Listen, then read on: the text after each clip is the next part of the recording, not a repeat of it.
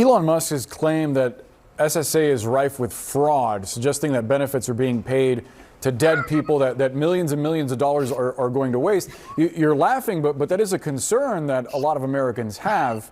Is it not? Is it a laughing matter? Well, yeah. He has no idea what he's talking about.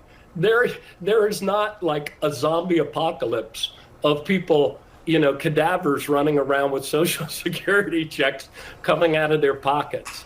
On the contrary, what's more common that happens is, it's a big agency, so yes, there are outliers. It's 72.5 million people. Sometimes really desperate people will try to hide the fact that grandma died so they get a couple more checks.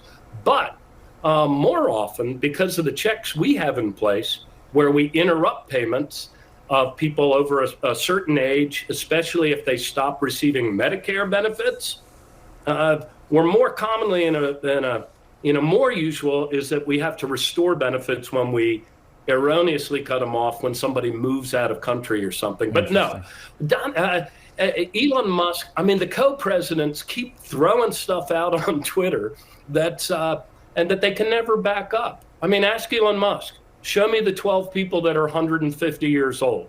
He can't. Show me the 200 million that are still receiving checks. He can't. These 19-year-old nitwits from Doge that are violating the law and plucking people's, personal identifying information, they don't know what they're looking at because, the IT system that those dedicated employees have kept cranking out the checks, even during COVID, are very old. And they have an expertise. But now Donald Trump, what the biggest threat is to Social Security? Is that the co-presidents are going to drive out another 10,000 people from an agency that's already buckling under 50-year low in staffing and all-time high in customers. I just want to be 3 years, they had the worst attrition in the federal government. I just want to be as precise as possible on something. Do you have any evidence that these folks working at Doge have plucked, as you say, Americans' personal information, or are you speculating on that?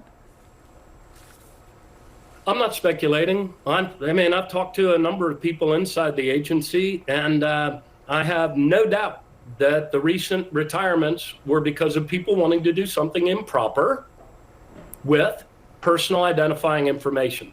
You have to, I came to understand as President Biden's Commissioner of Social Security that the dedicated employees at Social Security consider it their sacred duty to protect people's personal identifying information. It is a fireable offense if an employee goes through and browses to see, what their brother-in-law might have made in the course of his life or those things. It's a fireable offense, and oftentimes it's something that is referable to the Inspector General for criminal prosecution. But now we can't do that because the co-presidents whacked all of the inspector generals whose job it is to police against waste, fraud, and abuse.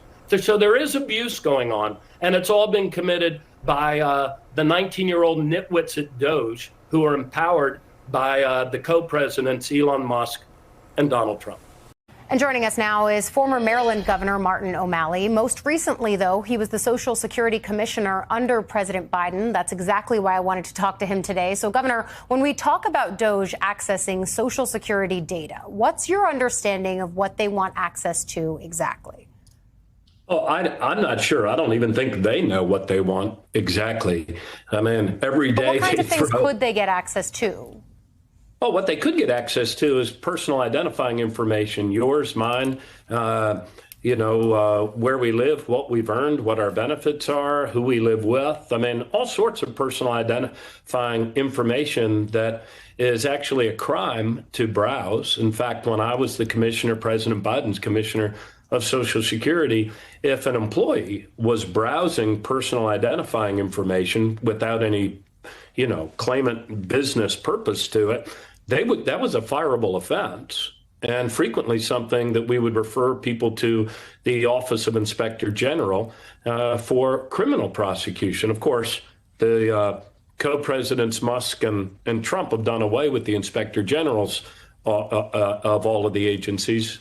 So it's hard to say where that would be referred. But I'm not sure exactly what they want. But I do know is that according to reports, there were the people, career civil servants who resigned rather than become accomplices in going through people's personal identifying information. Now, what they ultimately want to do with it, who the hell knows? I don't think they know. They have a bunch of 19-year-old nitwits up there from DOJ that are rummaging around in personal data. What the end game is, I'm not really sure. It is already, Social Security is already the most efficient insurance corporation, private or public sector in America today. They operate with a 50-year low in staffing on less than 1% overhead. So who knows what they're up to? It So can't the be White good. House. The White House is saying, and Garrett alluded to this, is that they're doing this to root out fraud. That's the reason that they're throwing out there. But there is an Inspector General report from 2023 that says improper payments are less than 1% of payouts. Internal estimates put it at about $72 billion over 8 years, so about $9 billion a year. It's significant, but it's actually a small percentage. Is that Correct. the real fraud? Like, what are they chasing here? I don't know exactly what they're chasing. When I was commissioner, we would gather the deputy commissioners around the same table, and every 2 weeks on an agile basis, we would look at what the biggest threats of fraud were and how we can deter, prevent, get in the way of that fraud. What we found when we were there, when I was there, is that the biggest threat was actually people who are trying to steal people's identities in order to kind of hijack Mrs. Kaczynski's check and send it to a different bank account. So that was the biggest instance of fraud that we were looking at. It is a large agency, so any sort of overpayment, underpayment mistake can have large numbers to it. But as you pointed out yourself, the percentage compared to the size of the agency and the number of people who depend on Social Security as a lifeline is actually pretty small. In fact, unlike the Department of Defense, year in and year out, Social Security gets a clean audit from, last year, I think it was Ernst & Young who was hired to do the audit. And every year they receive the SEER award from the Association of Government Accountants because of their openness, their transparency, their clarity of their reporting. So, but I think you bring up there, Governor, something that's really important, which is that DOJ or the Trump administration are not the first people to look through and make sure that this agency is functioning and paying out money to the people that it's supposed to. Most recently, that job fell at your feet, or very recently, rather. So I think as people are looking at this reporting around what might be happening within Social Security, what would you say to people who are on that program, watching this, looking at that reporting?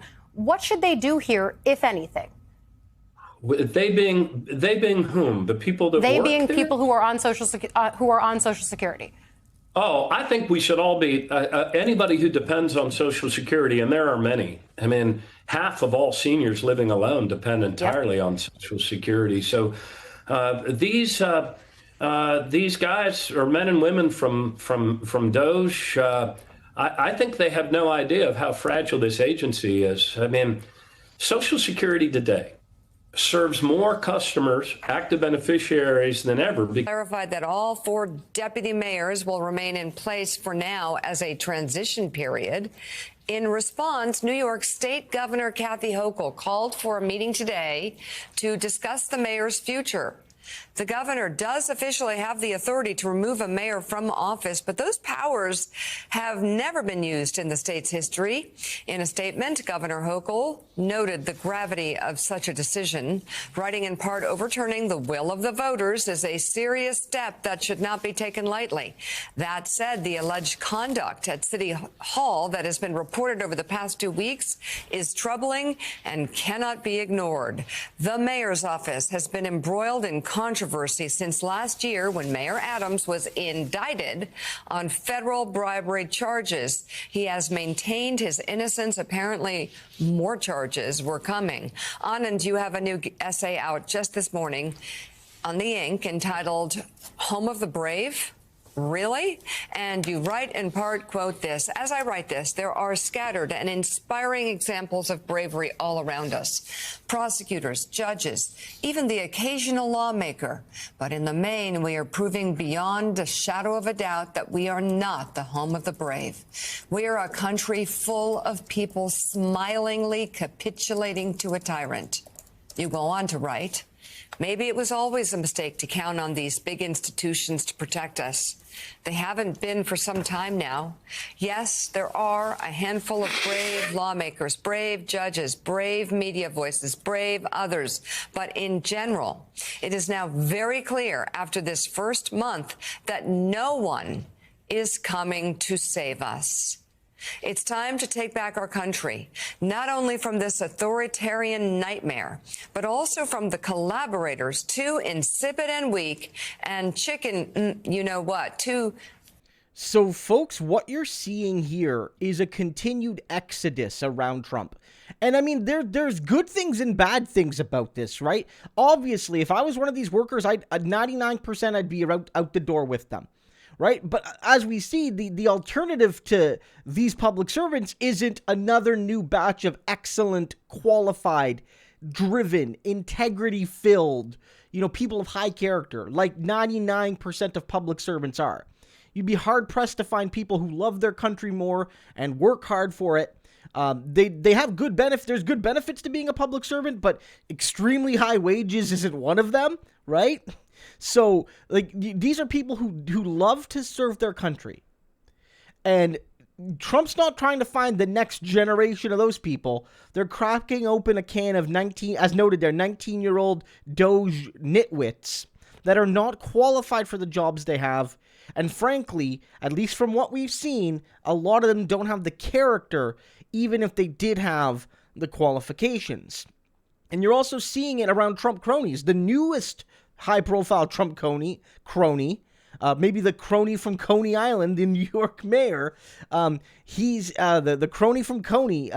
He's got people quitting on him because they don't want to be associated with somebody who is basically owing his freedom to being a lapdog for Trump and Trump policies.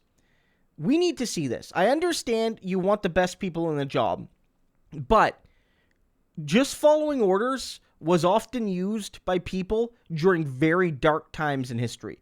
Oh, I was just following orders. Well, the best people here, rather than follow his orders, they're walking out.